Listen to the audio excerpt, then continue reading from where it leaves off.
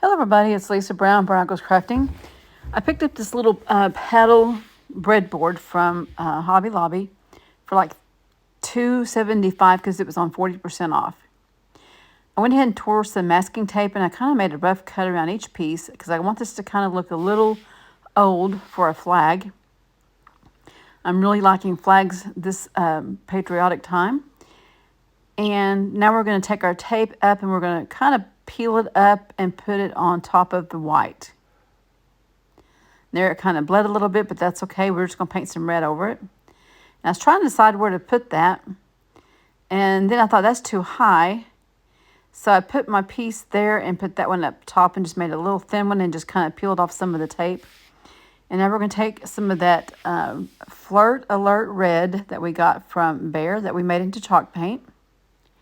We're going to put a good coat of that on there. And you can see there's a lot of space in between each of these pieces. We're going to fill that in just a little bit more. I didn't want quite as much of the wood showing through. But we'll come in, we'll fill those in. And there'll still be a little bit of that wood looking in between there. Then I realized I forgot to paint the very bottom. I always like to do my flags where there's red on both sides because that mimics more what the flag looks like. It always has a top and bottom red stripe. Now we're going to paint on this cobalt blue. This is some of the Bear paint that I haven't turned into chalk paint just yet, but it covered really good.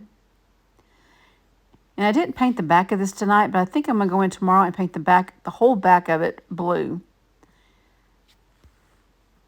We're going to go ahead and paint around the edges there just to give it a finished look on the sides. And we're going to dry that. And then I go and I pick up a wet side of it there here in just a minute because we didn't dry the blue. We really should have. And I'm going to go ahead and paint just a little bit more on the white. And there, I picked it up. So now we're going to go ahead and get our dryer out and dry it. And now we're going to put on our white. And I'm just kind of dabbing each place there on the side. And then we'll dry that really quick. And then we're going to do our red. And I will paint the whole bottom edge red.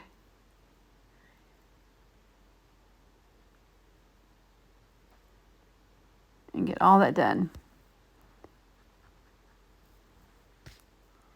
We're going to give that a good dry. And it doesn't take very long for this paint to dry. This is a cute little breadboard. I like doing these types of surfaces. And you can see we're going to have a rustic looking flag. It almost looks like it's going to be waving. I decided to go ahead and sand it, and I wish I hadn't. It wasn't quite dry enough, so my red ended up looking, white looked a little pink. So we're going to have to fix that. You can see down there by my finger, it looks a little pink, and I couldn't sand that off.